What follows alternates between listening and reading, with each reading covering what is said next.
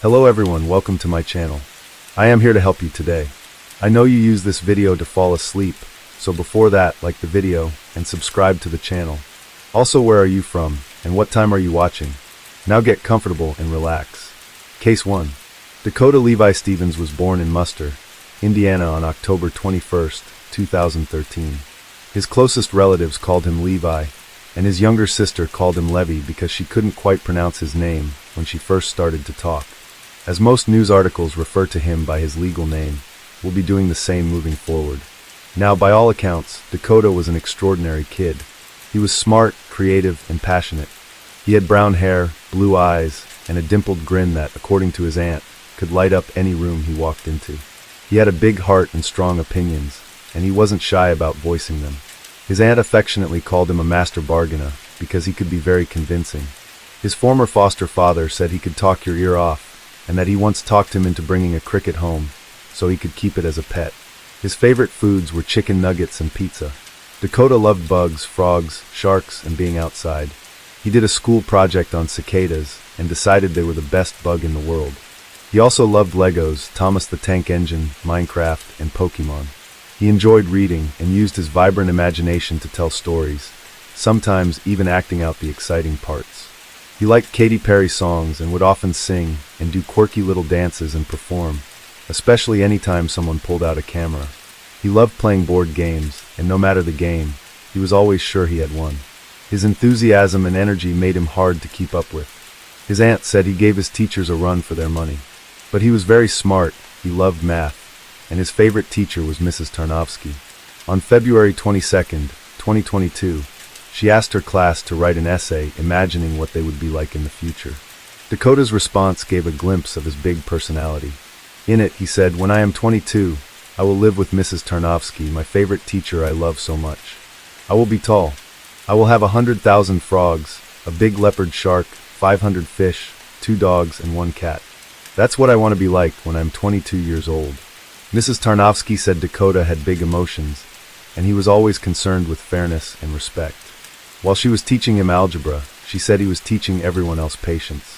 He told his relatives he was going to discover a new species of shark someday, and he practiced his wildlife biology skills by going on bug hunting expeditions in the backyard.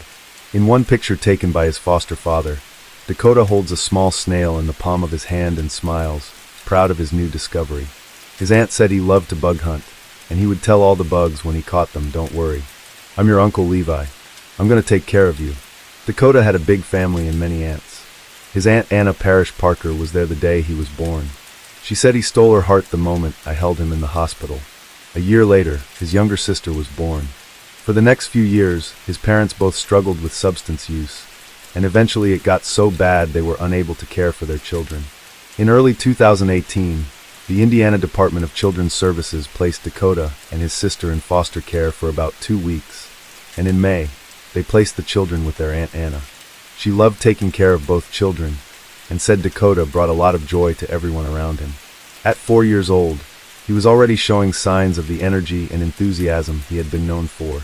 He kept her busy. She said his eyes popped open in the morning, and he was a go-go-go. His passions were digging for bugs and playing outside with his sister. He was always happiest when spending time with his family. She said he was a good big brother who loved his sister tremendously. This love shone through in pictures of the two siblings. Often they posed leaning on one another, sometimes with his arm around her shoulder, and always with their matching grins beaming at the camera. While in her care, Dakota and his sister were required by DCS to go to therapy twice a week, and they were still having scheduled visits with their parents twice a week as well. With all of these appointments on top of the time they spend at school, she said, they didn't have time to be children. When Anna mentioned Dakota was struggling with behavioral issues at school, the department wanted to add even more therapy sessions. She didn't think making their schedule even more stressful would help, but she never got a chance to explain why. After almost a year in her custody, DCS had the children removed from her care and didn't even give her a reason as to why they would do that. Anna said, "The judge ruled a removal from care on behalf of DCS, and I never had the chance to speak to the judge to tell them I didn't want the kids to have more therapy." At one point, he lived with his grandmother, Melissa Mailer, but the department wouldn't let him stay with her either. She said Levi was never traumatized until he got in the system. One day he woke up, and nobody he loved was around him no more. He was only 5 years old. The next 5 years, Melissa, Anna, and other family members fought hard to get Dakota and his sister back, but they had lost them to a system that, as we know, all too often doesn't seem to have the children's best interest at heart. Explaining the situation, Anna said, "Our family had him and his sister taken from us by the Department of Children and Family Services back in 2019 for reasons we don't understand and weren't in our control. Him and his sister were kept from us despite many and multiple efforts to get them back. There wasn't a day that went by when Levi and his sister weren't on our minds and in our hearts." Sometime around mid-2019, before his 6th birthday in October, Dakota and his sister were placed with new foster parents in Hammond, Indiana. Their foster father, Hayden Hetzel, said it was a difficult but also very happy time. He was only 21 years old when he and his girlfriend, Milena Blanchard, became first-time parents to 5-year-old Dakota and his 4-year-old sister. Milena said Dakota was always hopeful, no matter how much he struggled. She said, "He was just a baby, but his personality showed from the day we got him. Even with all that he'd been through, he still managed to see the good in things. He was troubled, he was hurt, but his soul was beautiful." What is that? A Bella production? Hayden said of the time, by no means was being a parent easy, especially at 21, starting with a 4- and 5-year-old. But parenting is never easy, and Hayden said Dakota never went to bed without asking for a hugging kiss, no matter how bad it was. "We never went to bed angry or upset because we would reset the next morning and go to bed at least knowing we both still loved each other." Hayden said Dakota struggled with anxiety and mental health issues, and he had his moments, but he responded well to a little TLC. He said he never needed excessive force to be held back. "I had him in his fits, and all he needed was to be heard, held, and sometimes bear hugged, and he would just melt in your arms." Dakota and Hayden bonded quickly. He said, from the beginning, the boy looked up to him as a "he never didn't call me dad." He was always like, "Dad this, Dad that, let's go on a walk."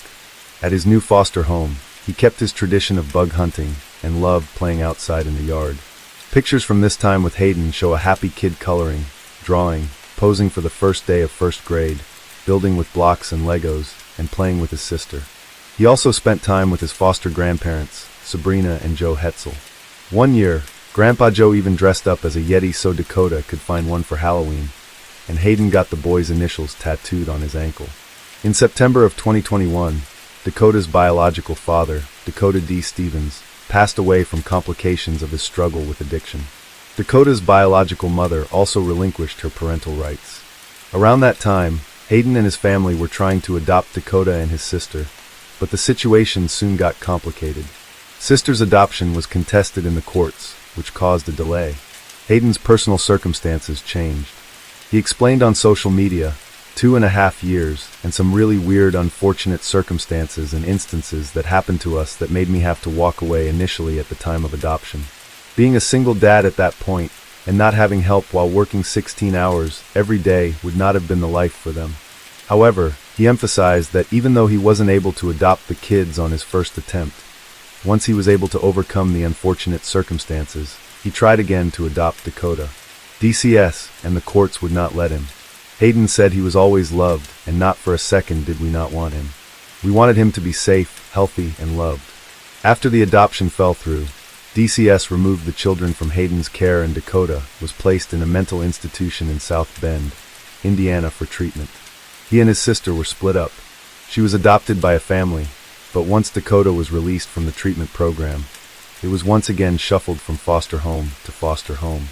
According to Hayden, Dakota begged for a while to come back because he felt safe and happy at her home. In October of 2022, Hayden and his parents, Grandpa Joe and Grandma Sabrina, were able to bring Dakota home for a week. After that short time, a judge denied the placement without giving them any reason or explanation whatsoever. As we've seen in countless cases, DCS hides many of their actions behind privacy laws, meaning the public and even the people involved are left with more questions than there are answers. But during their short week together, Hayden and his family were able to make more memories with Dakota. When it became clear they wouldn't be allowed to keep him, Hayden told the DCS officials that the ideal placement for Dakota would be in a home where he was the only child. He said he was thriving in an environment with no kids. Hayden posts about his time as Dakota's father saying, "I have and will continue to love you with every part of my heart." I hope the time that I had you, I was able to show you what a good man should be, and I hope you took and lived each day like it was your last. Your memory will live on, and I will make damn sure everyone knows you, knows your story, knows the wonderful human being and soul you were. I'm glad I got to take you for your first real haircut last year at the barbershop. I'm glad I had you for the almost 3 years that I did, and the 1 week that I had you last year. Thank you for the laughs, the cries, the sleepless nights, the endless memories, your excitement and passion for anything that you did and put your mind to amazed me. It's not exactly clear where Dakota spent the next year, but reports say he bounced between staying with relatives and foster care. Another aunt, Nicole Rubalcava, had custody of Hayden for some time, but DCS removed him from her care as well.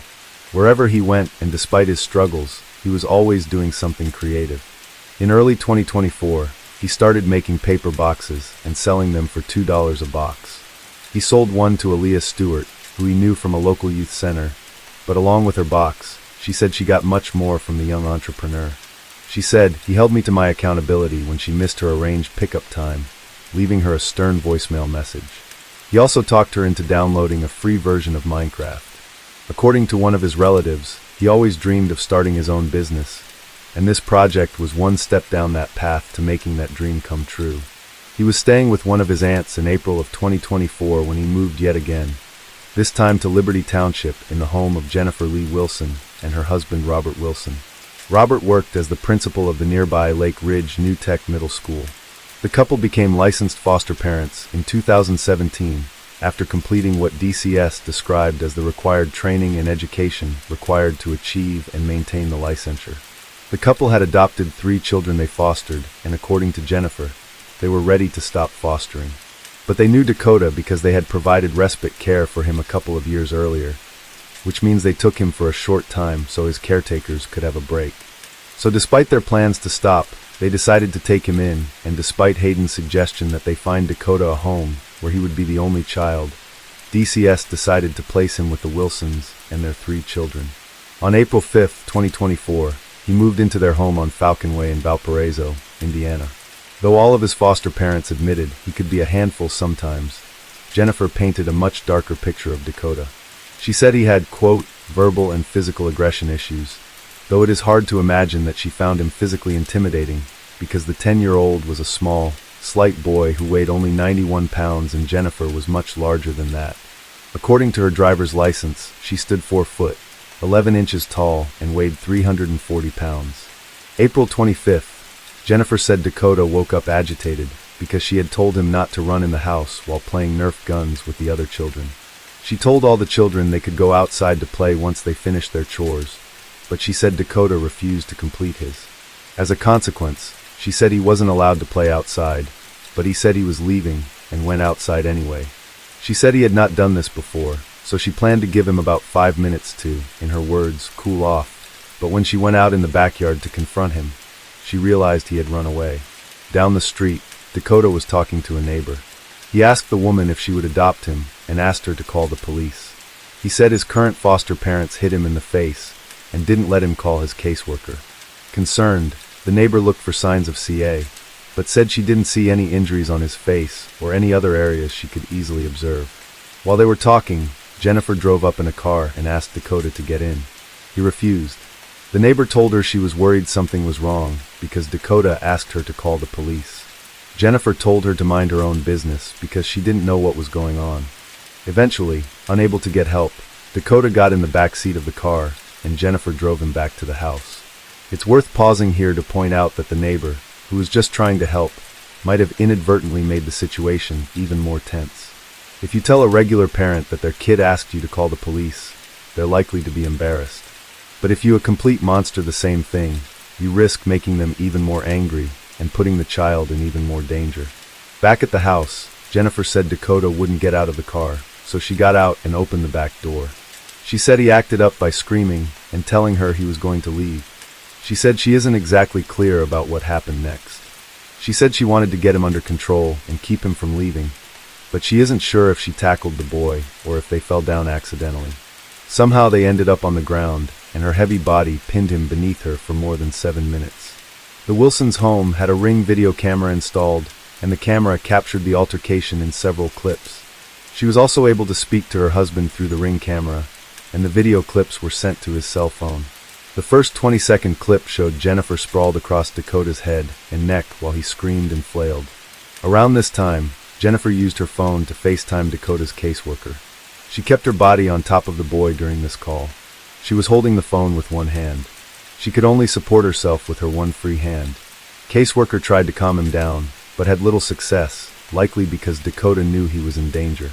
After her call with the caseworker, she used the Ring doorbell to speak to her husband, telling him Dakota was having one of his days. The next 20-second clip, she was still on top of him, but she seemed to be resting some of her weight on her right arm and elbow, which was planted on the ground. At this point, Dakota was still moving and able to scream, but his efforts began to fade. At the third clip, he had fallen silent and gone still. His arms were stretched above his head. Jennifer was still on top of him, but she had moved down his body and was laying across his hips. This clip was longer, lasting 6 minutes and 48 seconds. And during that entire time, Dakota doesn't move at all. The next clip, neither had changed position. She was still crushing him. He wasn't moving. She claimed she thought he was faking it when he stopped trying to get away. The fifth video clip, Jennifer had hoisted herself up onto one knee. Dakota was motionless beneath her, face down on the ground. She rolled him over. She noticed his eyelids were pale. Finally realizing he was unconscious and unresponsive, she screamed his name several times and asked one of her children to call 911. She said, "I was laying on him. He was acting bad." At some point during the altercation, a neighbor noticed what was going on, and she started CPR on the boy. A firefighter who lived nearby heard the call and ran to help taking over the CPR. At around 3:37, police and EMTs arrived in response to a call about a medical emergency. When they arrived, Dakota wasn't breathing, and he had no pulse. They noticed bruising on his neck and chest. Paramedics rushed him to Porter Memorial Hospital, and from there he was airlifted to the larger South Bend Memorial Hospital, where he was placed on life support. But he'd been without oxygen for too long and couldn't recover. 2 days later, on April 27th, he was taken off life support and pronounced dead shortly after. Police said Jennifer looked visibly distraught. They took her statement, but they didn't arrest her. The next day, she sent them the Ring video footage from her husband's cell phone. Based on their actions, police treated her more like a witness rather than a murderer. Relatives were told that Dakota had suffered a medical emergency, but weren't given many details. DCS officials first said that neither his family members or his former foster parents could even attend his funeral because he was a ward of the state. Understandably, they were heartbroken, angry, and afraid that they wouldn't get a chance to say goodbye to the little boy that they loved.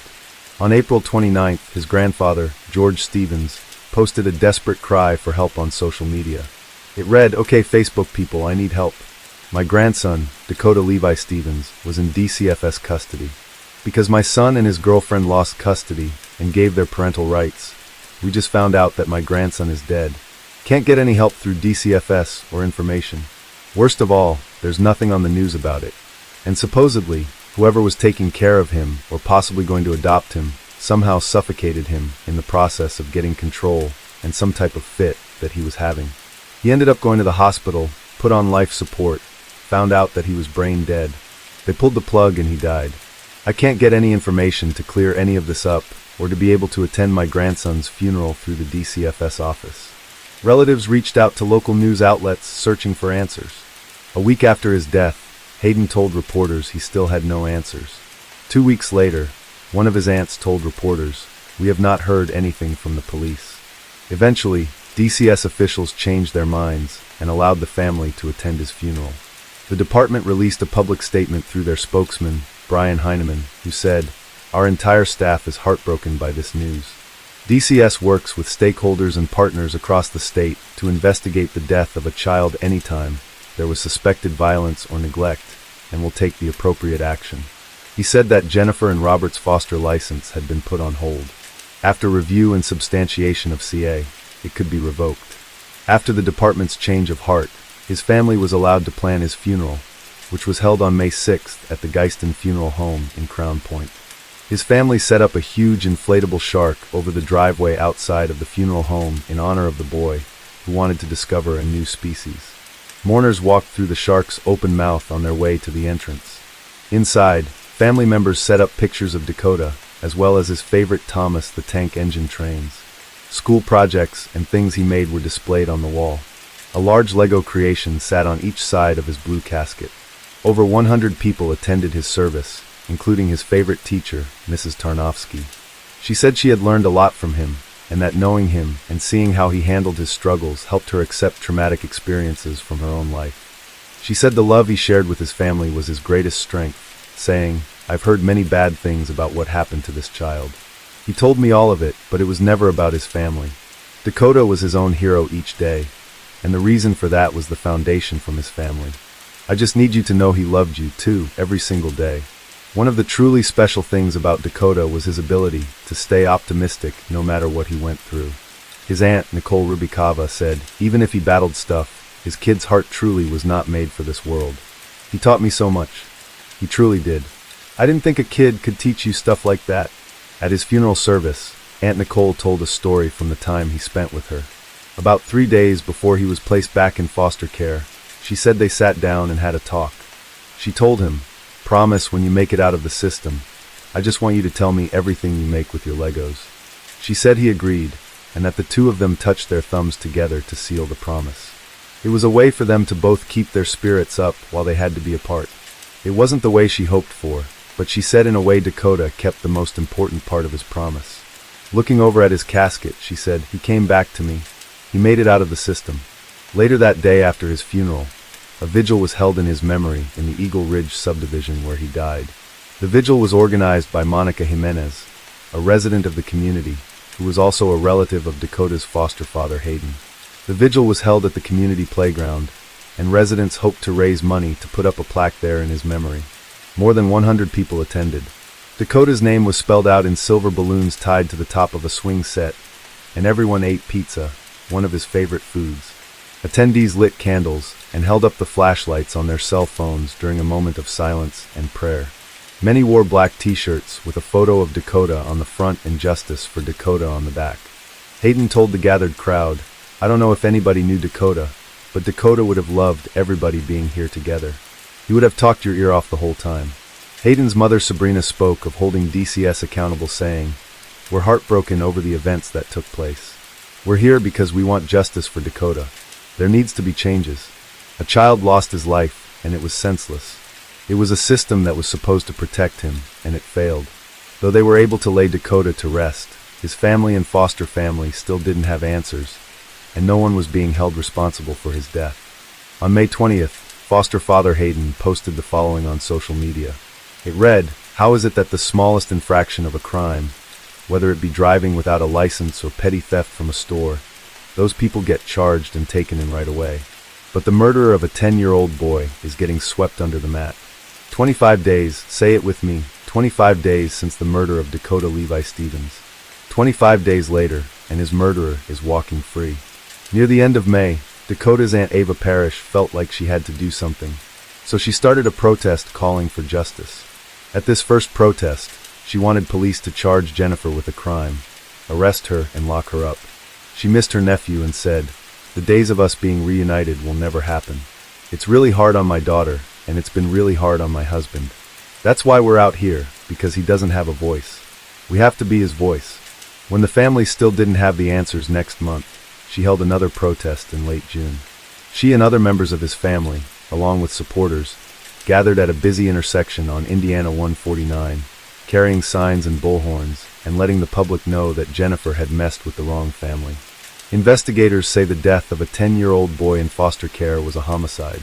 Dakota Stevens died back in April, 2 days after he suffered what was described as a medical emergency at his foster home in northwest Indiana. An autopsy determined that he died from mechanical asphyxiation, which is when an object or physical force stops someone from breathing. No one has been charged in Dakota's death. Authorities say they are still investigating. In July, the St. Joseph County Coroner's Office completed the autopsy report. Dakota's cause of death was listed as mechanical asphyxia, which happens when an object or physical force stops a person from breathing. In this case, the weight of Jennifer's body literally stopped him from breathing. His brain had severe swelling because he had been deprived of oxygen for an extended period of time. He also had suffered organ damage and hemorrhage from his liver and lungs. His manner of death was ruled a homicide. On July 12th, Jennifer was charged with reckless homicide, which is a level 5 felony in Indiana. One step up from the lowest level felony possible. If convicted, she would serve a maximum of just 6 years in prison. Now, if you remember earlier cases we've covered in Indiana, you might remember that they have credit time laws.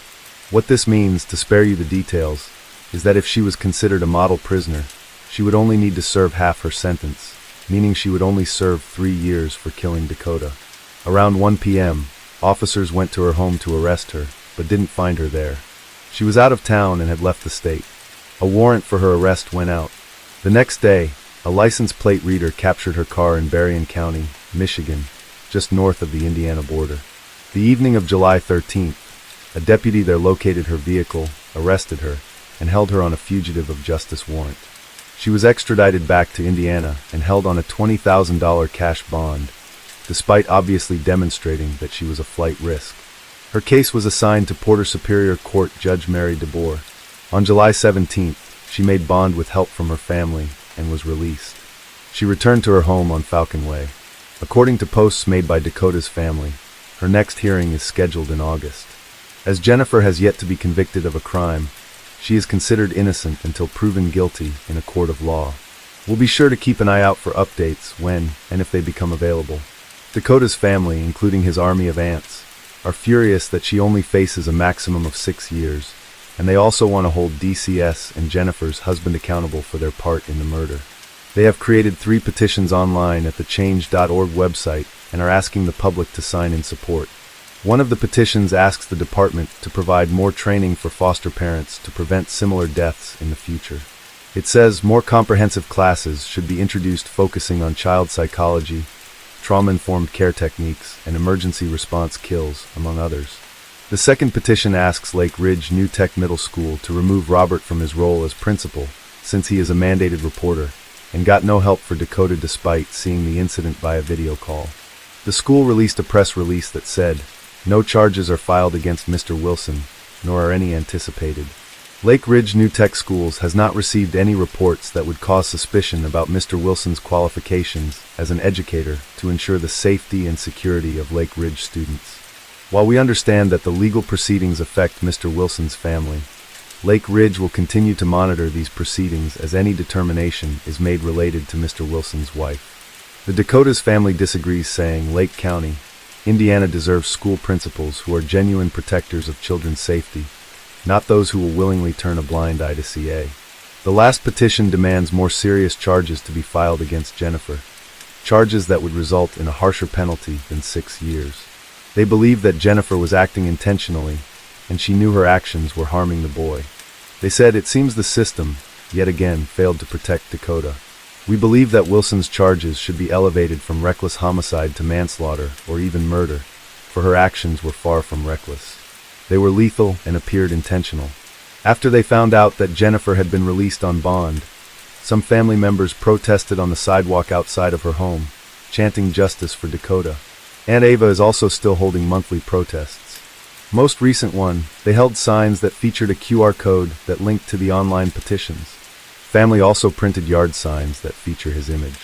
They're asking community members to display them to raise awareness. Mary Snell, one of Dakota's many cousins, joined in the protest. She said, "Our voice is his voice now." She took his voice away. That's all we're trying, is to be his voice. Dakota's Aunt Anna, the one who held them the day he was born, and one of the many aunts who loved him unconditionally, wants everyone to remember the Levi she remembers. The little boy who was so full of life and love. In a post online, she said, "You matter, Levi, to me and to all that loved you. We can't stop, won't stop, not until justice is served, not only on earth, but in the afterlife too. Not until you are remembered for all you are and all you would have been. You must be remembered for the strong and brave person you were. You were so much more than her victim, and I will not let you be remembered as that. Remember, he was brave enough to seek help. He was intelligent enough to do all he could to get help and try to prevent this. At times, I feel like his identity is being lost in all this. Yes, we want justice and a more appropriate charge and sentence. Yes, we want DCFS held accountable for their part in his homicide and all their nonsense actions. But most important to me, I want his memory and legacy to live on. A lot of the information out there focuses on what happened and the facts surrounding his death, and focuses on the monster that took his life. While I'm grateful for the coverage, please keep in mind he was a person, a one-in-a-million kid. He was a son, brother, grandson, nephew, cousin, friend. He was loved and always will be. How many news stories or TikToks or YouTube videos take more than a second to mention him as a bright and loving kid, mention his IQ or his interests or how much he loved his sister? How many have truly covered him as a person and not a casualty?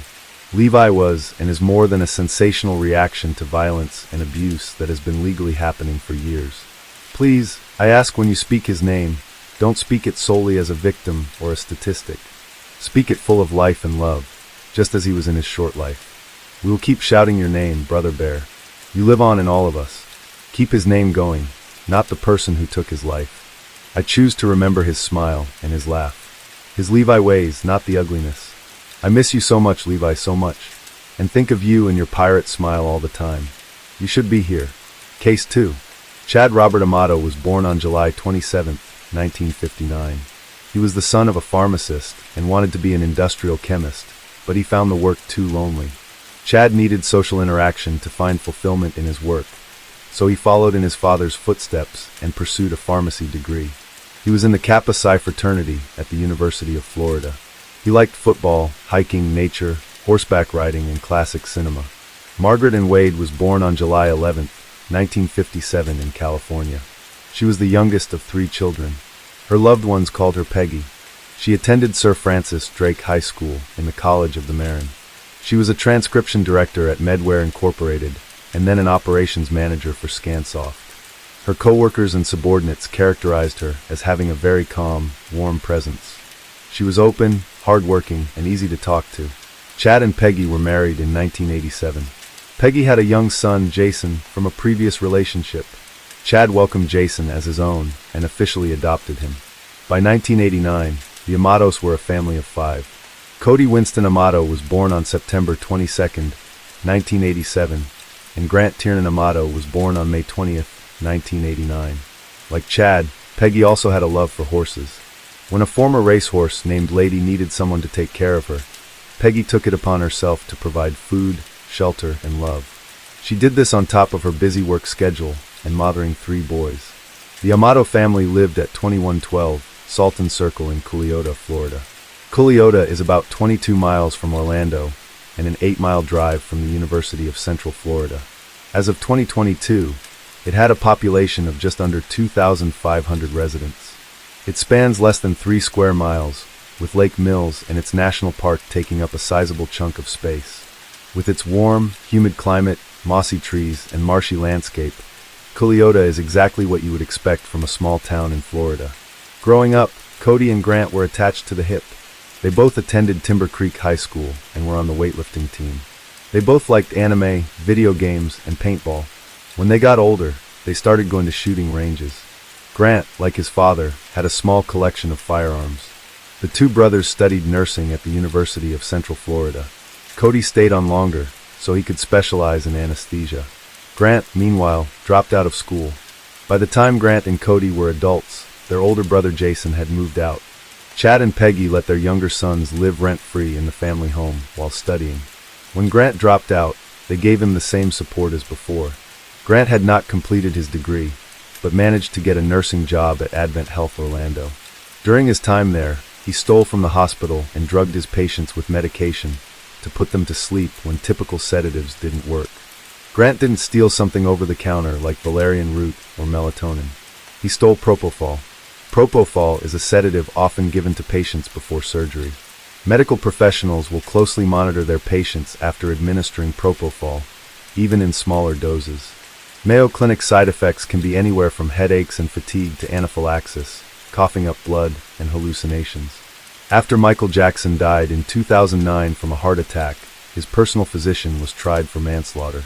The prosecution argued that Dr. Conrad Murphy administered a large and potentially lethal dose of propofol to Michael Jackson to help him sleep without any regard for his patient's safety. In short, propofol administration is taken very seriously, so when Grant was caught stealing high doses of it and carelessly drugging patients, law enforcement understandably got involved. Police found 8 empty propofol bottles in Grant's patient's rooms. He was arrested on June 21, 2018. Avon Health Orlando prepared to sue him, but his parents managed to get his charges dropped. We'll be back in just 1 minute. Please stick around for the following ad. It not only supports the channel, but it also supports charities in our area. Want to go to Vegas, but don't feel like leaving your couch? Well, this week's episode has been brought to you by Hard Rock Neverland Casino, the ultimate casino experience right on your iOS or Android device. The app is absolutely free and for entertainment purposes only. It does not offer real money gambling. Explore a wide variety of games such as Hard Rock's iconic memorabilia slots and popular ones such as Diner Party, Three Little Pigs, and Willoughby Stampede. Enjoy a seamless gaming experience designed to keep the fun rolling in without interruptions. Immerse yourself in vivid, high-quality visuals to bring that casino vibe to life. Best of all, Hard Rock Neverland Casino is running a $1 million cash giveaway. Every spin wins, and you could snag awesome prizes like thousands of dollars in cash or exclusive Hard Rock merchandise. This includes collectible gear, free stays, or other one-of-a-kind Hard Rock items. Hard Rock Neverland Casino is completely free to download and play, and you can't beat free. So what are you waiting for? Download the Hard Rock Neverland Casino app now and spin for your chance to win big. Get in on the $1 million cash giveaway and exclusive Hard Rock prizes. Click on our link in the description and receive 2 million free coins just for signing up. Log in every day to claim free spins, coins, and other exciting rewards that keep that momentum going. Thanks, and back to the episode. Now, Grant had a hard time finding a new job, and he decided he wanted to give Twitch live streaming a try. He asked his parents to shell out for expensive equipment. They were unsure about this kind of career path, but they ultimately allowed him to at least try it out. He went by the online username DeuceLight on X, formerly Twitter, and Twitch. His first stream was on July 10, 2018, and sometimes he called himself Edgelord Light. Grant didn't expect the online streamer industry to be so competitive. His persona couldn't pull or maintain a large audience. Grant's last stream was on October 26, 2018. His parents thought he was working while shut up in his room all day, but really he was spending all of his time on adult sites. Grant became infatuated with Sylvia Vinceslavova, a MyFreeCams model from Bulgaria. She went by the online username AddieSweet and by the nickname Sylvie. Grant bought online currency called tokens to get a minute of private one-on-one time with the model. Aside from the revenue Sylvie made from the tokens, she also accepted gifts from her watchers. Grant sent her underwear and adult toys. To keep up appearances in front of his dream woman, Grant pretended he was a famous and wealthy Twitch streamer. When he ran out of his own money, he sold his firearms. When he ran out of firearms, he used his family members' credit cards. He got around this by saying he needed the funds for his Twitch channel. Grant was certainly in a relationship with Sylvie, but it was completely one-sided. One might define it as parasocial. A parasocial relationship is a relationship between a person and a figure they admire, but they don't know them personally. The figure is usually a celebrity, but they can also be a fictional character, a politician, a workplace superior, or a social media influencer, among other things. Parasocial relationships are nothing new, but they've become more widespread and more known about within the 21st century. Technology and social media have made celebrities, or folks that people consider celebrities, more accessible to the public. They have also made everyday people into household names or niche personalities. This accessibility creates a false sense of connection between a figure and a fan. The figure has a life that is separate from the fan, but the figure can be an important part of the fan's life. They can feel like the figure is their friend, or in extreme cases imagine them as if they were a best friend or a romantic partner. They dedicate time and emotional energy into forging a one-sided bond.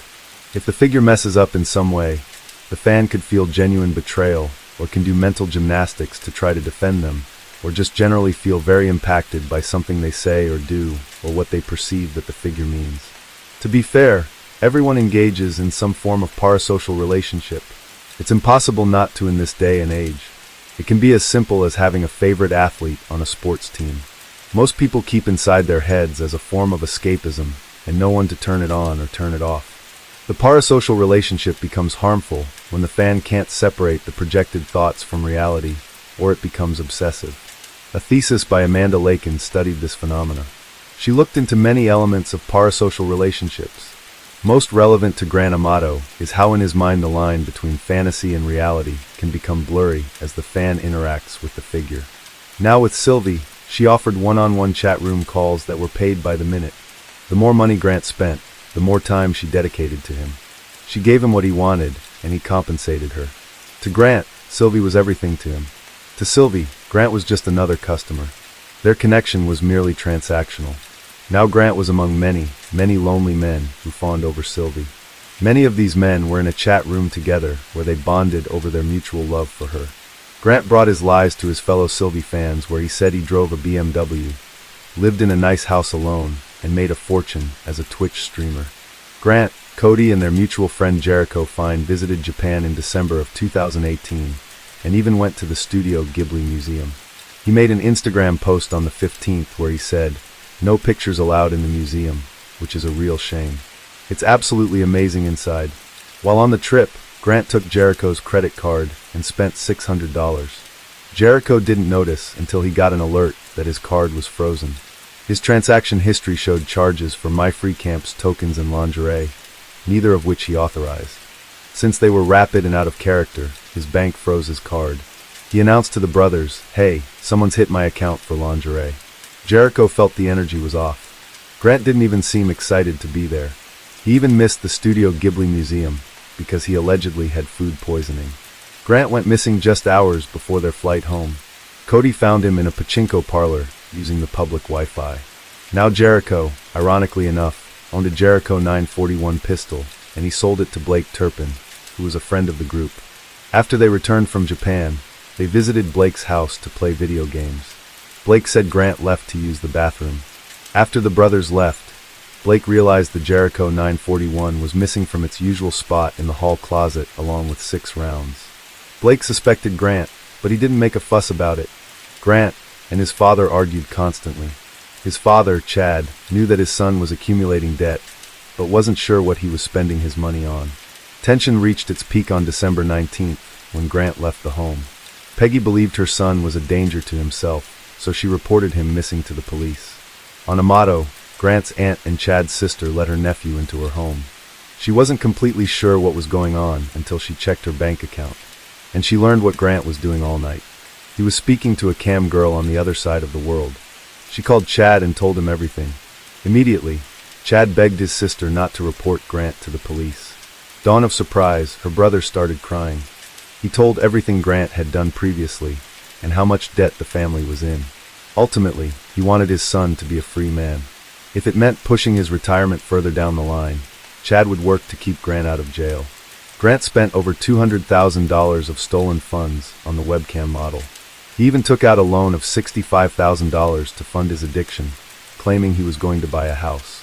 It's illegal to lie on a loan application, but that was the least of his problems. Naturally, when his family found out, there were many things. Angry, disappointed, upset, but above all else they were worried. They knew Grant was unwell. On December 22nd, Chad, Peggy, Cody, and Jason came to Donna's house for an intervention. Took some convincing, but Grant eventually stepped into his parents' car. They took him to a rehab center for his addiction in Fort Lauderdale. Cody paid $15,000 for his treatment. The family never reported Grant's theft to the police. His parents and brother were willing to take the loss on their bank accounts. They offered to repay friends and extended family in exchange for their silence. Chad even reached out to Sylvie, explaining that Grant lied and stole to keep her attention in time. He didn't expect her to send the money back. He just asked her to essentially drop Grant as a client. Sylvie didn't respond. Grant was supposed to go through 2 months of treatments. He returned home after less than 2 weeks. Chad and Peggy made it clear they didn't want their son to fall back into his old habits.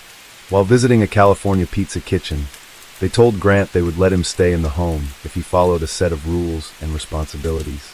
Among them, stay offline, get a job, pay off his student loans and credit card balances, see a therapist, apologize to his family, repay the $15,000 rehab costs, and repay the $200,000 he stole in full.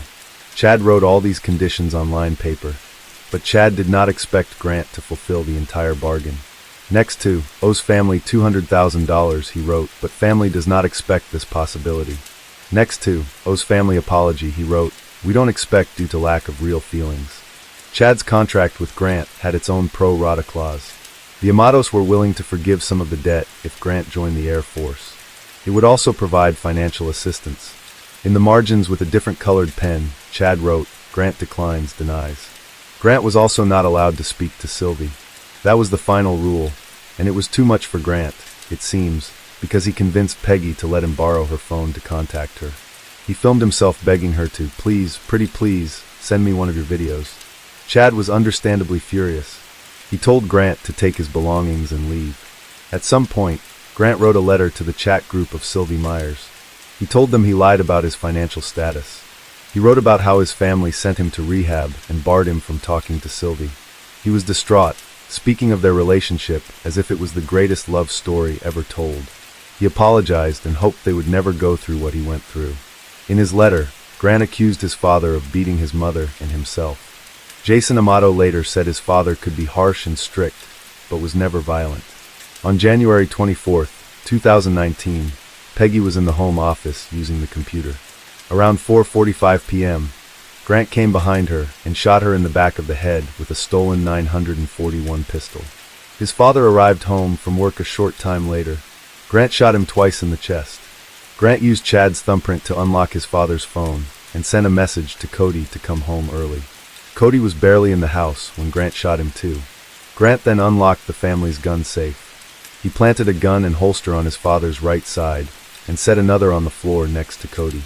Grant transferred the balance from his father's bank account into his own. He could now talk to Sylvie again. He pulled into a Publix parking lot and did just that. Using the public Wi-Fi, he sent her about $600 that night. Now, Cody thought he did well for himself.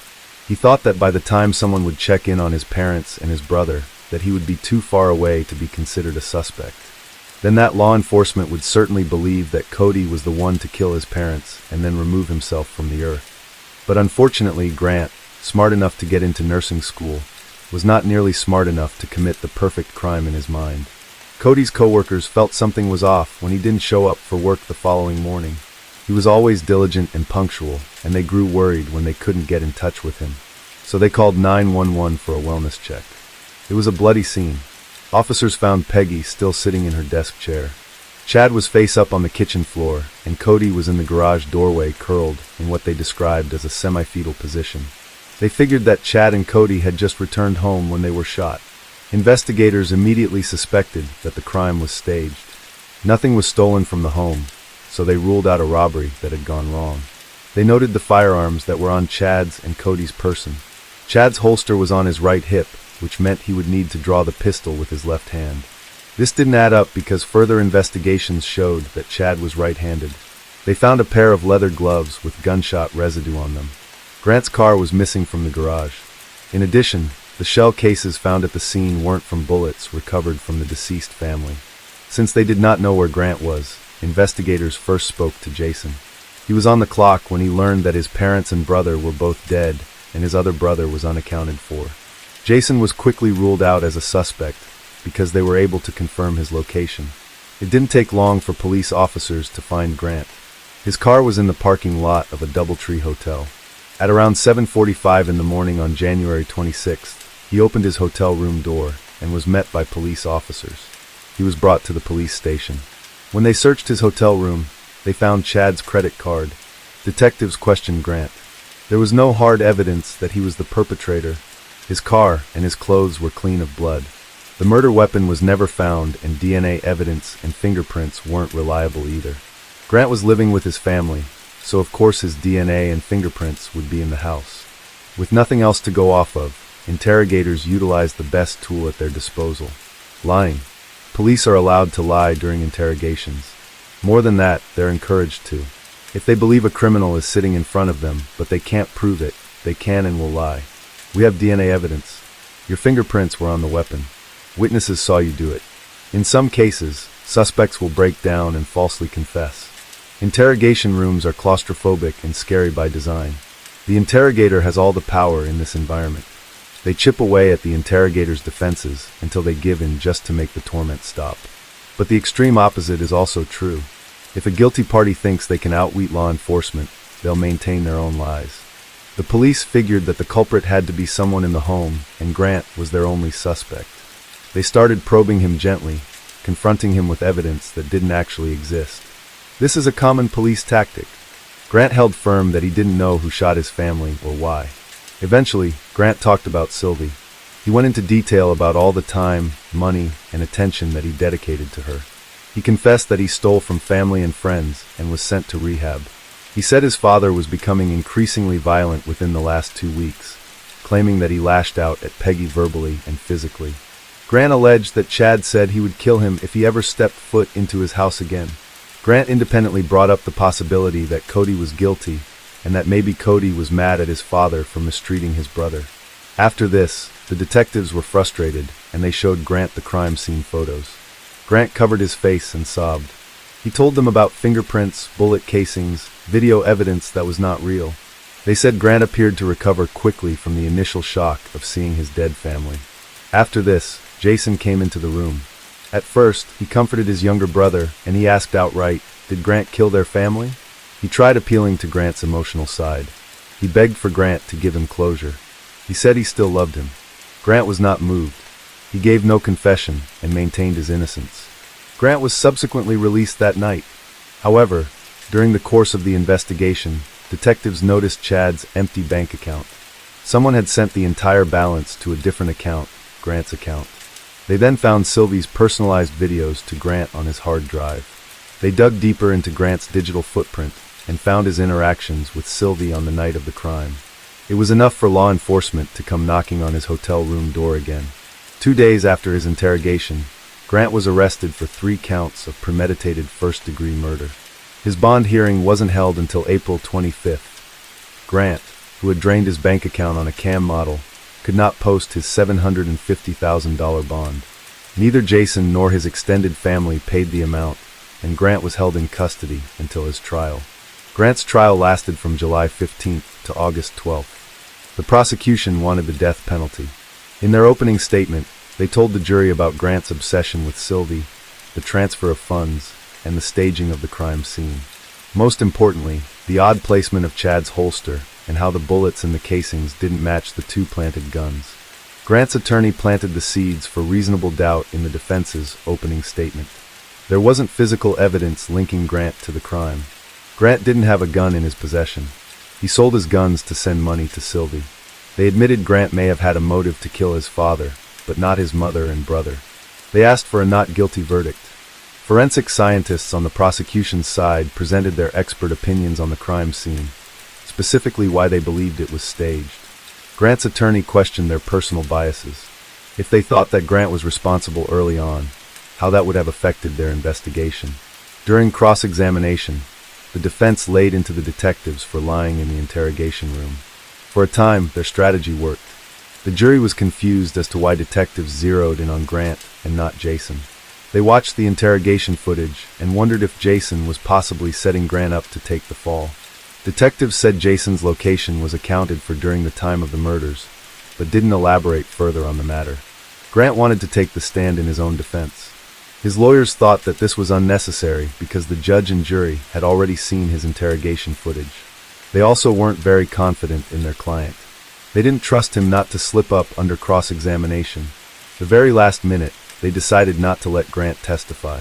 Just like during his questioning, Grant cried when crime scene photos were shown to the jury. He also stared the pictures of Sylvie when her face was projected on the screen. Otherwise, Grant had an unreadable expression throughout his trial. At best, it was a 1,000-yard stare. At worst, he looked completely devoid of any emotion. Jason, Jericho, and Blake were among the witnesses testifying against Grant.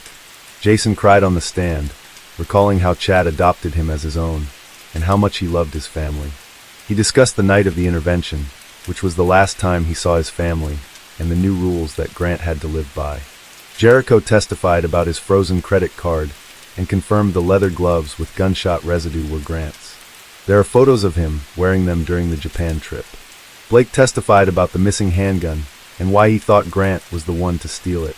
On July 31st, 2019, the jury found Grant guilty of first-degree premeditated murder, but his time in court was not yet over. After the guilt phase of the trial came the penalty phase. The defense had to convince the judge and the jury that Grant didn't deserve the death penalty.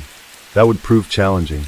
The prosecution successfully convinced the jury of Grant's premeditation. The defense knew if they wanted to keep Grant alive, they needed to appeal to emotion. They reached out to Grant's family to see if they would testify for them. No one would. Aside from sitting in the courtroom, they wanted nothing to do with the trial itself. Only Jason was willing to take the stand, and he was one of the prosecution's witnesses. Ironically, it may have been Jason's testimony at the sentencing that spared Grant from the death penalty. The defense only asked Jason one question. Despite everything that's happened and all of the loss that you've suffered and everything, do you love your brother Grant Amato? Jason said yes. The jury couldn't agree on the death penalty, and the judge couldn't put Grant to death row without a unanimous vote. Instead, Grant was given 3 life sentences without parole. The Amato household slaughter became the subject of 2 separate network crime documentaries. A&E's Killer Cases aired the episode Murder and the Sex Scam Model on October 20th, 2021, and Paramount Plus released their miniseries titled Control-Alt-Desire on April 16, 2024. Jason Amato has kept himself out of public view. His whereabouts are currently unknown, and it seems he wants to keep it that way. Sylvie is still active on MyFreeCams, Twitter, and OnlyFans. Some articles like to imply that she has some sort of fault in this, claiming that without her, the Amato family would still be alive, but she's only guilty of doing her job. And just like any other murder that you've seen in true crime, where somebody committed an act motivated by or on behalf of somebody else who had no connection, she has no fault in this whatsoever. However, as of the date of this recording, she has never publicly spoken about Grant or the massacre. Grant's Twitter account is still public, but clicking on the available Twitch link only takes you to a blank page with a message, one that is quite familiar to people who frequent Twitch. 3. Harley Rae Williams was born in Oklahoma on September 24, 2015 to parents Ivan Williams and Shelby Love. Harley had short red hair, a soft smile, and pale blue eyes. According to Shatoria Good, who took care of the toddler at daycare, she was a happy and lovable little girl. She said she was just the happiest kid, always smiling, never any issues with her. She was just a sweet little girl. Everyone that she came in contact with just loved her. Caretakers described her as a free spirit and a bundle of energy. They said Harley loved going to the beach and loved being outside. One of the pictures her family shared online showed her on a sandy beach with waves breaking in the background. She wore a blue dress with pink buttons and smiled for the camera. Shelby and Ivan had a troubled relationship. They got married around 2013, were only married for 3 years, and didn't stay together long after Harley was born. In August of 2016, Shelby filed for a protective order against Ivan, claiming that he had hurt her. September, just a month after the judge granted that order, Ivan violated it by driving by the place Shelby worked. Around that time, their divorce was finalized, and she was given custody of Harley as a result. Ivan was allowed visitation with his daughter, but not until he took court-ordered parenting classes. He didn't complete those classes, but soon, that didn't even matter. Even though she had full custody, Shelby was supposed to let Ivan know if she moved out of Oklahoma. Instead, she disappeared, leaving Ivan and his family searching for Harley for more than a year. By early 2018, Shelby had moved to the state of Virginia and was living with Harley in the Sandy Beach Towers apartment complex in the East Ocean View section of Norfolk. She claimed she left Oklahoma because she was fleeing a relationship marked by DV, but it didn't take her long to find an even worse relationship with her new boyfriend, John Tucker Hardy. John had 3 kids of his own, but he wasn't allowed to see any of them. In fact, he wasn't allowed to be unsupervised around children at all because he was still on probation for DV and CA. In 2011, he was in a relationship with Jacqueline Coates, and she was 14 weeks pregnant with his son, and they got into a fight that turned physical. John was planning to trip out of town with his friends, and Jacqueline was angry about his plans and told him to leave the house. They fought, and during the argument, John threw a cell phone, aiming at and hitting her in her pregnant belly. He told her that he wished the baby would die. Jacqueline got a protective order against John because of that incident, but that only protected her. 5 months later, when the baby was born, his father still had the right to get custody. That seems to be exactly what he did. In March of 2013, an unnamed girlfriend called police and Child Protective Services because John had strangled her and abandoned his 14-month-old baby. She turned the toddler over to CPS, who noted he was dehydrated and on chems. He could sit and crawl but wasn't walking yet, He appeared to be underfed, and investigators believed he had been physically neglected as well as medically neglected. His last doctor's visit had been when he was only 6 months old, and he had missed several important appointments. He wasn't growing or gaining weight like he should have, and seemed to be developmentally delayed. The girlfriend told investigators that she saw Jonathan hold the baby up by the neck with one hand, and that they often had to keep the baby home from social events because of the bruising. She also showed them a text message John had sent her, saying he would kill him if he doesn't stop crying. Doctors at the Children's Hospital of the King's Daughters in Norfolk examined the toddler and found dozens of injuries, many of them serious. He had what they described as an extensive skull fracture with scalp swelling that wasn't caused by an accident. Their report explained that he had been hit on purpose, saying fractures to the back of the skull and ones that cross suture lines such as this one require a great deal of force, and this non-ambulatory child would not be capable of producing that degree of force on his own. It is also not the result of a short fall, such as a fall from a couch. He has suffered a significant blow to the head. They also found that the boy had broken vertebrae in his back, noting fractures to his T8, T9, and T10 vertebrae, likely caused by forcing him into a seated position. They said that type of injury is typically seen when a child is forced onto the buttocks, forcefully collapsing the vertebrae. The damage to the spine would never heal, and it caused a permanent loss of height that he'll have to deal with for the rest of his life. His right tibia, or shin bone, had also been broken and was in the process of healing. He could not bear weight on that leg, and doctors thought that might have interfered with him learning to walk. In addition to the broken bones, doctors also found extensive bruising. He had multiple bruises on his face, including a pair of circular bruises on both sides of his jaw that were consistent with the story the girlfriend told of witnessing John holding the baby up by the neck. He had bruises on both cheeks, the tip of his nose, under his bottom lip, and on his right ear. They found more bruises on his upper right arm, both shoulders, on his back, and on his abdomen. He had a band of petechia, or broken blood vessels, across his abdomen, under his belly button, to his hips. He also had a bruise on his adrenal gland, an organ deep within the body. This type of bruise was very unusual, and normally only seen in children that had been in car accidents, according to the doctors. They said the adrenal bruise would have required force well outside that of normal play or parenting. The report also mentioned that the toddler's feet, all the way up to his ankles, were bright red, but the doctors didn't have an explanation for that finding.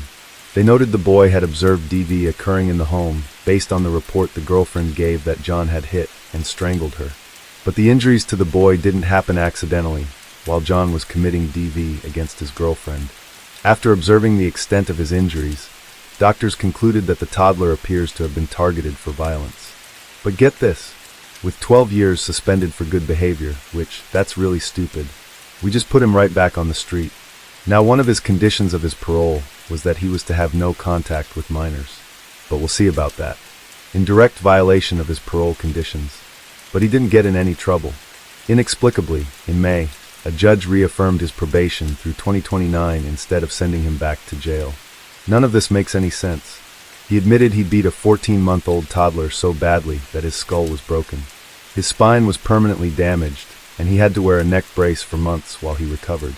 But the system treated it as if it was a minor offense, releasing John less than 3 years later and not enforcing his parole conditions. By December of 2017, John had somehow convinced another woman to date him, but she broke up with him on December 22nd. The very next day, he came back to her home, and she told him she was going to call the police if he didn't leave. He insisted she needed to come out and talk to him, but she declined. Instead, tried to close her front door. He pushed it open, shoved her, and grabbed her by the neck. She grabbed the door and tried to close it again. When she repeated that she was going to call the police, he said call them. He again pushed the door open, smacking her in the face and the ear. Eventually, the police did arrive, and she filed a complaint against him. That same month, in December of 2017, John met Shelby. It's unclear whether he waited until after he was dumped or if he dated both women at the same time, but in the early months of 2018, he and Shelby got closer. 2 months after they first met in February of 2018, he moved in with Shelby and 2-year-old Harley. Now, he had access to another child he could target for violence, and he often had unsupervised access to the toddler because Shelby frequently let him watch Harley by himself while she was at work. 2 months after he moved in, on April 23rd, Shelby again left Harley alone with John while she went to work. Now, sometime during that afternoon, something terrible happened in the apartment. At 4:29 p.m., John sent Shelby a text message that said, "I'm going to prison." At 4:41, he texted again. This one said that she should hurry home. When she finally got home at 5:20, Shelby said he handed Harley to her and said, "Please don't break up with me." John told her Harley had been accidentally burned by hot bath water. He said he was getting her ready for a bath and stepped away for just a few seconds, and that the injury occurred during that short amount of time. According to John, Shelby didn't think the burns were significant, so the couple decided to treat her at home. She sent John to the drugstore to pick up medical supplies, and he left her there with Harley while he went to the store. The couple soaked rags in apple cider vinegar and applied it to her burns. They also gave the toddler Tylenol and Pedialyte and applied Vaseline and burn creams that contained lidocaine. Shelby told a different story. She said she realized Harley had severe burns when she saw her daughter, and that she wanted to call 911, but John was afraid he would be arrested. She said he took her cell phone and wouldn't let her call. She was so afraid of him, and that's why she had to treat Harley's injuries at home. Sometime that evening, 2 texts were sent from Shelby's cell phone, but it is unclear who wrote them. Both went to one of Shelby's friends. One, the friend was told Harley had been scalded by hot water, but the burns had been examined by a doctor, which wasn't true. In the second text, the friend was told the injuries occurred at a DV shelter and not at the apartment. At around 3:30 in the morning, about 11 hours after the first text to Shelby, John said he noticed Harley was shaking, struggling to breathe, and unable to wake up. He called 911, and police and paramedics quickly arrived. When they got there, Harley was having a seizure and was unresponsive. They could see right away that she was burned all over.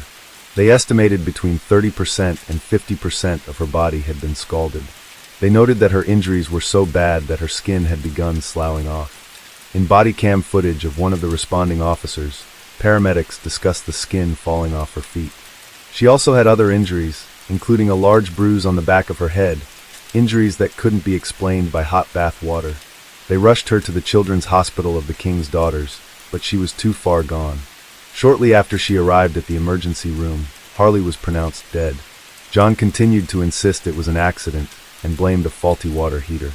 Shelby's mother, Lois Love, was notified about Harley's death, and she was granted next of kin rights in early May.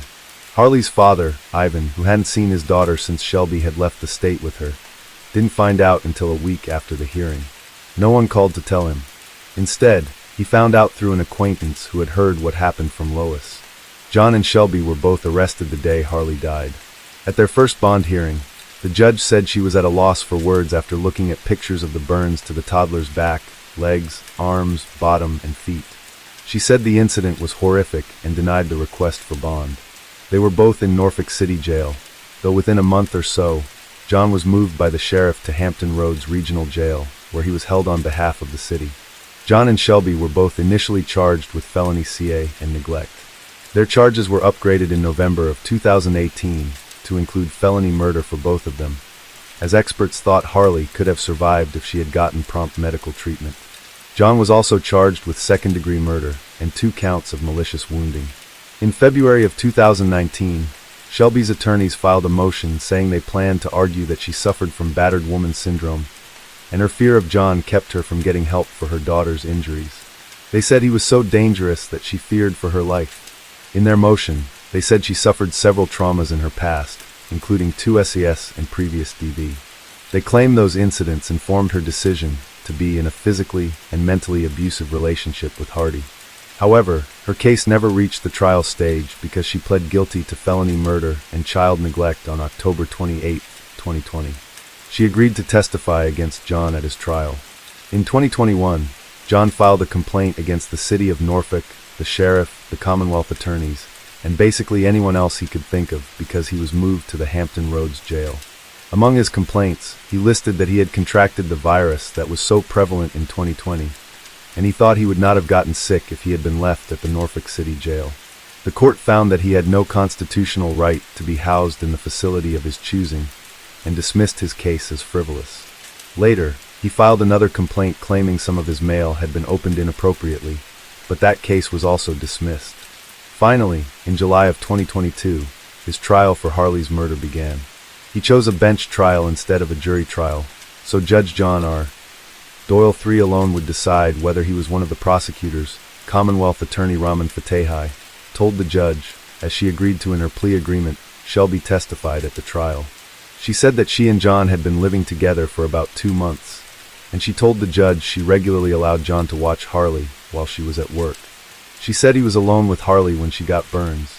Deputy Commonwealth Attorney Jill Harris revealed the details surrounding his 2014 conviction for CA and told the judge John was still on probation for that offense, saying prosecutors also brought in experts to explain Harley's autopsy report. In addition to the severe burns covering large sections of her body, the autopsy also showed she suffered multiple blunt force injuries. She wasn't just burned, she had also been beaten. She had a 7-inch contusion or large bruise on the back of her head and serious bruising on her chest and ear. She also had a big bruise on her abdomen and an internal injury to her small intestine. Experts testified that the bruising was consistent with CA. The prosecutor pointed out that many of Harley's injuries were similar to the injuries John's son suffered when he was beaten and punched in the head at the hands of his own father. He also had bruising to the back of his head and ear, as well as abdominal injuries and internal bleeding. Doctors explained that toxic amounts of lidocaine were found in Harley's blood from the medicine applied to her extensive open wounds.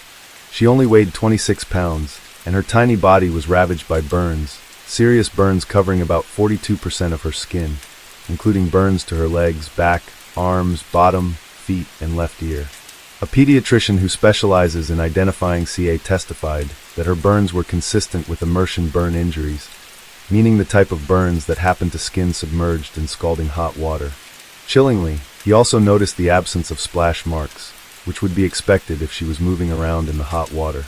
Overall, her injuries were consistent with lying immobile in a bathtub. That does not match the story John told, but she was the one who turned on the hot water. Coupled with the bruising on her body, it makes it seem likely that she was unconscious in the tub or held down with enough force to keep her from moving. Though this wasn't mentioned in the testimony, it makes us wonder if he had hit her so hard in the head that she was unconscious when he put her in the bathtub. Her cause of death was complications of scalding with several bruises on her body and a large contusion on her scalp.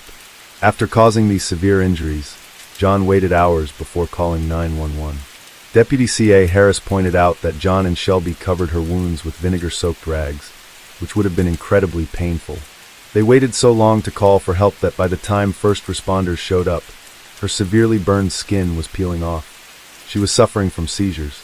In his closing statements, Commonwealth Attorney Fatehai called this one of the worst cases he had ever seen. He said, and I quote, "The violence John Hardy inflicted on little Harley, the burns he forced her to suffer, and the treatment of her injuries that was worse than torture is one of the most depraved I have seen in my career. Little Harley lived her last hours in agony. Had she gotten medical help, she might have lived. Instead, she suffered and she died. Mr. Hardy has earned his We Will Remember Harley." On July 13th, Judge Doyle found John guilty of CA malicious wounding and second-degree murder. He was prepared to sentence him soon after the verdict, but John filed a motion requesting a new attorney because he claimed his attorney did not adequately defend him. In particular, he said his attorney didn't call an expert to testify about the broken water heater in the apartment. His attorney was replaced and would need additional time to get up to speed, so the sentencing was delayed. On October 28th, John agreed to do a jailhouse interview with a local Virginia television station, 13 News Now, an ABC affiliate. During the interview, he repeatedly insisted he was innocent. He told the reporter, "It is horrible that Harley is gone. There was no getting her back, but I can't go away for the rest of my life for something I didn't do." He also denied mistreating or intimidating Shelby. He said, "I did not murder Harley. This was not my intent. No one held her down. No one stopped her mother from taking her to the hospital. None of that. An orphaned man convicted of killing a child is speaking out for the first time. And we want to warn you, some of the details in this story are disturbing." John Hardy was found guilty of murder over the summer for the death of 2-year-old Harley Williams in 2018. Today, a judge delayed Hardy's sentencing after he asked for a new lawyer. Hardy maintained his innocence when he spoke to Allison Basil from behind bars. It was a horrible accident. In July, a judge convicted John Hardy of felony murder, felony child neglect, and malicious wounding for the death of Harley Williams. Prosecutors said Hardy scolded the 2-year-old girl with hot water, and it happened in April 2018. But Hardy says he sat the child in the bathtub and walked away briefly. I checked the temperature, and this was literally about 60 to 70 seconds that I was away from her before hearing her yell. That's when Hardy says he grabbed the girl from the tub, noticed burns, and immediately texted her mother. And I said, "Oh my God, I'm going to prison, hurry home." Prosecutors said Hardy and the child's mother Shelby Love failed to get the child proper care for several hours following the incident. They say the child's skin was coming off. Love pleaded guilty to felony murder and child neglect in 2020. The night of the incident, Hardy says Love sent him to the drugstore to get medical supplies. Investigators say the couple called 911 around 3:30 in the morning when the child had a seizure. She later died at the hospital. "I did not murder Harley. This was not my intent." Hardy says his apartment had a faulty hot water heater. He says his attorneys didn't call any witnesses during trial, including an expert who would testify about the heater. So he asked for a lawyer. In court today, a Norfolk judge granted Hardy's request. Hardy hopes the new lawyer can help his case. "I mean, it's horrible that Harley's gone. There's no getting her back, but I can't go away for the rest of my life for something that I didn't do." However, he did seem to make one mistake. According to the original story he told Shelby, he was getting ready to run a bath for the toddler, but stepped out of the room to make a quick call. This version of events, it seems he was saying the water wasn't running, and Harley turned it on herself when he was out of the room. When he talked to the reporter, though, he said he checked the temperature, and this was literally about 60 to 70 seconds I was away from her before hearing her yell. This version, he seems to admit he turned the water on. Not a huge mistake, but the kind of mistake that seems much more likely if he was telling a made-up story instead of remembering the truth. Finally, on May 26th of 2023, Judge Doyle sentenced John to what amounts to 35 years in prison. He was given 10 years for the charge of malicious wounding, 10 years for CA, and 25 years for second-degree murder, with 10 years suspended. The sentence handed down was 6 years longer than the sentencing guidelines suggested for second-degree murder, but it still doesn't seem long enough. After release, he has to spend 10 years on supervised probation, during which he must have no contact with minors. That almost feels like a sick joke, since that was the exact same probation condition he was blatantly disregarding when he murdered Harley. He was 38 at the time of his sentencing, which means he will be 73 years old when he is eligible for release. If he gets out, hopefully his next parole officer will make sure he stays far away from vulnerable children. On June 23, 2023, Shelby was sentenced to 15 years in prison for her role in her daughter's murder. Harley's father Ivan and his family were grief-stricken after they learned of her death. Ivan's sister, also named Shelby, said, "The grief was made even greater because Ivan disagreed with the maternal grandmother Lois in regards to how Harley should be buried. After Lois was appointed next of kin, Ivan emailed it to the judge, explaining how no one even told him about Harley's death. He wrote, also, 3 separate times Lois has intervened with a paper stating she had custody of Harley. The Metropolitan Funeral Home said it looked fishy. Both families wanted Harley to be brought back to Oklahoma, where most of her family lives, but they disagreed about what should happen once she got there. Ivan wanted a lock of his daughter's hair, and then wanted to have her cremated, her ashes interred in a nearby cemetery, so her half-sisters and family could visit her. Her grandmother wanted her to have a proper burial. Though the family didn't have a public service, Harley was buried at Fairlawn Cemetery in Chickasha, Oklahoma, and the two families seem to have come to a compromise. Her headstone reads, "About a week after Harley's death, residents from her Ocean View neighborhood gathered to honor her memory and offer comfort to her family, even though they live far away in Oklahoma." Organizer Shannon Hawkins hoped the vigil would help her family members know that Norfolk, Virginia, is not just a place of sadness for them. At the vigil, attendees looked at pictures of Harley, blew bubbles, wrote messages on rocks, and set up a cross with her name on it. Yet a moment of silence in the toddler's honor. Aaron Ferguson, who knew both John and Shelby, wrote, Faith Gons, who knew John, said, "In Ocean View, some call a person's heart stone cold if they ever harm a child. It's an unnecessary, heinous crime. I just couldn't see you having to do that to any of my kids. It's why tonight, neighbors are choosing to write uplifting thoughts on these stones. Just wishing your family all the love and prayers. Love, Aaron." To remember a 2-year-old girl whose smile they never saw in person, but just through the pictures, I felt this little connection, to let our extended family know this community cares. Harley Ray, gone but not forgotten. Organizers say Harley Williams' father and extended family are in Oklahoma. They say these stones will eventually be sent to them, but they say they aren't going to stop writing until something changes. Hopefully implement a new law. A law that Shannon Hawkins says would bring more awareness to people who cause abuse. She's disgusted that one of those charged, in this case, John Hardy, is accused of doing harm to another child. That they will have to register so that we will know when a child is in our neighborhood. So that no other face, like Harley's, has to be remembered with bubbles and grief. It has to stop. Organizer Hawkins also asked attendees to sign a petition asking government officials to create a national CA registry, like the one that already exists for people who commit SA, saying it is up to us to speak up for Harley the way she could not. If this part sounds familiar to you, particularly the discussion of a national registry, it might be because we covered this same topic in our video about Heaven Watkins, another girl who was murdered by her mother's boyfriend in the same city, Norfolk, Virginia, on May 18, 2018, less than a month after Harley's murder. I do regret to inform you that if you haven't seen Heaven's episode, that the proposal for a registry was shot down by politicians and did not go anywhere whatsoever. 2 Norfolk children killed in just 2 months. Heaven Watkins and Harley Ray Williams' lives ended far too soon, allegedly by those who were supposed to take care of them.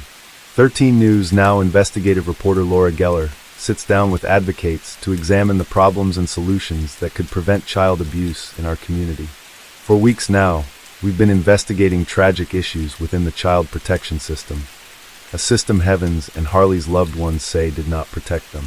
And child prevention advocates agree the system failed these children. Heaven Watkins was just an 11-year-old, a child who would become an innocent victim. Our investigation showed Heaven's family had a history with child protection in Minnesota. When the family moved to Norfolk, CPS here got involved in February, but kept the little girl in her home. Just 3 months later, Heaven would wind up dead. Her mom, LaToya Smith, and Smith's boyfriend, Dement Harris, are charged in her death. To me, LaToya and Dement is not the only ones that killed Heaven. Child protection had a big part of that. 2-year-old Harley Ray Williams, another innocent victim in Norfolk. Harley was allegedly killed by her mother's boyfriend, John Tucker Hardy. She was scalded so badly, her skin started to come off. We've uncovered at the time, Hardy was on probation for beating his own son. Prosecutors say he never should have been living in the home with Harley. It's a lot. It's a lot, because she had her whole life ahead of her, and it all could have been prevented. In both cases, the mothers and mothers' boyfriends sit in jail accused in the children's death. Heaven and Harley are not alone. The most recent data reveals in 86% of the founded child abuse deaths in our area, the children died in the care of their parents. Did the system fail these children? I think in this case, I don't think there is any question the system did fail. Melinda Ciccati is the executive director of Champions for Children in Hampton Roads. You go, oh no, not again. And then I look and I listen and I think, okay, how long is it going to take before something changes? Ciccati explains there is a resource issue within the Department of Social Services. It's a system that's overburdened and really is stretched to its limit. Sources say there is consistent pressure for caseworkers to keep families together and not remove children from their homes in most cases. And Ciccati feels the reactive system needs to change its perspective. If we are to stop abuse, we must stop reacting to this and get out in front of abuse. Instead of caseworkers coming into a home when something bad happens, social services should be part of the family dynamic before abuse ever starts. We should be doing more of home visiting. What does it take for home visiting programs? It takes funding, and it takes parameters that are established by legislators. Ciccati believes everyone needs to step up. What's at stake here? The lives of our children and the safety of our children. The aftermath of Harley's death, neighbor Vanity Hurt was filled with regret because she heard the toddler screaming and crying and felt like something was wrong. She didn't call and let anyone know. After hearing from that neighbor, a local reporter asked Johanna Shusher, the director of Prevent CA Virginia, what the woman should have done. Case 4. Christian Ray Crossland was born in Muncie, Indiana on July 12, 2016, to Chelsea Lynette Crossland. He was described as a sweet, wonderful, and outstanding young man. He had blonde hair, blue eyes, and a wide, toothy smile. His nicknames were Bubbit and Bubby. He liked the children's program Paw Patrol and anything related to John Deere tractors, monster trucks, and the family dog Fred. When he was just a toddler, Brittany Ballinger and her boyfriend Trevor Easton began caring for him, raising him as if he was their own son. The couple lived with Brittany's mother and brother, and the whole family doted on him. Images they shared on social media showed a happy, well-loved, and adventurous little boy. He learned to ride a bike and was captured mid-pedal, smiling brightly. He liked to play outside and go fishing at the lake with Trevor. The family captured so many moments that were ordinary but also very precious. The photos showed him sleeping peacefully, catching snowflakes on his tongue, helping drive a tractor, and pretending to shave with shaving cream and a spoon. They showed hugs from Grandma, a pile of presents on Christmas morning, and standing on hay bales at a pumpkin patch. Some were taken on ordinary days, sitting in his car seat or being held by Brittany or Trevor. During the years he spent with the family, he had the kind of childhood that every kid deserves. According to Chelsea's mother, Gladys Crossland, Chelsea's childhood in Texas was very different. She was a troubled child, and her father, Randy Crossland, was in prison for most of her life. He also suffered from anxiety and schizophrenia that Gladys believed he passed down to Chelsea. Their family moved to Indiana in 2012, but Chelsea's life didn't get any easier.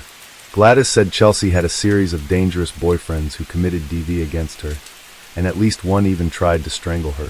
Gladys said on several occasions Chelsea told her that she wanted to hurt herself, even to the point of wanting to end everything.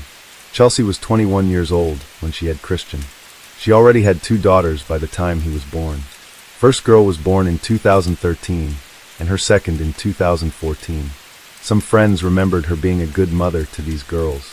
Based on their last names, which we won't mention to protect their identity, their father had ended his relationship with Chelsea by the time Christian was born, and Chelsea was in a new relationship with one Nick Riddle.